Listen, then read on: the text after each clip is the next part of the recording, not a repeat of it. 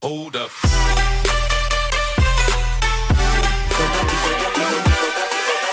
Most amazing animated movies of all time. The Tale of the Princess Kaguya, 2013. The film is most obviously separated from other cartoon features by its gorgeously handmade appearance. It uses deliberately incomplete watercolors, complemented by white space. The look is less sketchy than Takehata's 1999 film My Neighbors the Yamadas, but more stylized than the childhood scenes in his Only Yesterday, 1991. The palpably drawn quality of Kaguya, if not its art style, may remind British viewers of The Snowman, 1982. In one of the most impressionistic scenes, Kaguya flees into the wilderness landscape, and girl half dissolving into angry dashing scribbles of movement. Princess Mononoke, 1997. This exotically beautiful action film features gods and demons locked in a struggle for the future of the unspoiled forest and an elaborate moral universe that Mr. Miyazaki has created.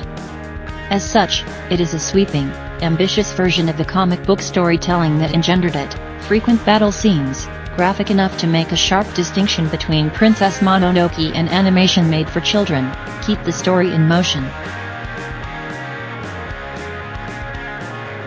Song of the Sea, 2014. Song of the Sea takes place in a semi-realistic Irish setting perpetually on the verge of disintegrating into an amorphous space of lines, shapes, and colors. Tom Moore, the director of the critically successful The Secret of Kells, has pushed his distinctive hand-drawn and hand-painted style further into wispy abstraction, juxtaposing his minimalist, clean-lined drawings of people against backgrounds of expressionistic watercolor and other organic textures. Sometimes these backgrounds are so cloud-like that they seem to be disintegrating at the edges of the frame, other times they approximate the jagged, shiny surface of an emerald rock. In one of the film's recurring visual gestures, environments collapse around characters until they're floating in layers of circles, a sign of Moore's willingness to visualize his metaphors directly.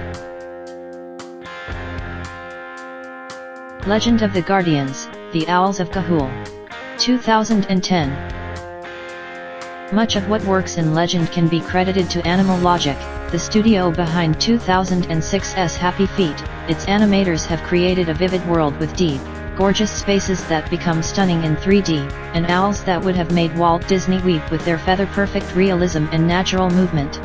And to anyone young enough to have not already seen dozens of rote-chosen 1vs generic evil fables, Legend may well be as exciting as it is beautiful. Fantastic Mr. Fox, 2009. For the reportedly painstaking labor it took to create, the film is a marvel to behold, with wonderful shifts in perspective, an intensely tactile design, and an intentional herky-jerkiness of motion that only enriches the make-believe atmosphere. Clooney, speaking as if everything were a self-conscious aside, and Streep, resplendent as a former wildcat-turned-Earth mother, do some of the best work of their illustrious careers. Among the movie's many virtues, they render an unusually convincing portrait of a marriage, a reminder that the most unexpected thing about Anderson's film may be underneath all the carefully affixed, wind-sensitive whiskers and fur how deeply human it is. Grave of the Fireflies, 1988. Grave of the Fireflies is an emotional experience so powerful that it forces a rethinking of animation. Since the earliest days, most animated films have been cartoons for children and families. Recent animated features such as The Lion King, Princess Mononoke, and The Iron Giant have touched on more serious themes, and the Toy Story movies and classics like Bambi have had moments that moved some audience members to tears. But these films exist within safe confines. They inspire tears, but not grief. Grave of the Fireflies is a powerful dramatic film that happens to be animated, and I know what the critic Ernest Rister means when he compares it to Schindler's List and says, it is the most profoundly human animated film I've ever seen. The Triplets of Belleville, 2003. You simply can't imagine how weird and wonderful and lovely this film is. I can go on and on about its odd beauty, how it's like nothing you've ever seen and at the same time like a recurring dream you can always just barely remember when you wake up, and still you will be astonished by it, because words fail. The Triplets of Belleville must be experienced. I could not truly convey what it's like to laze in its saucy, sweet otherworldliness if I sat here for hours trying to find a precise turn of phrase.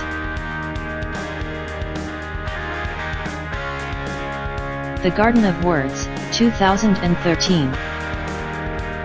Visually sumptuous anime. The Garden of Words tells a simple, real-world story with a great sensitivity and attention to detail. In telling the tale of a high school boy who falls for an enigmatic older woman, director-writer Makoto Shinkai channels the more subtle, realistic Studio Ghibli output.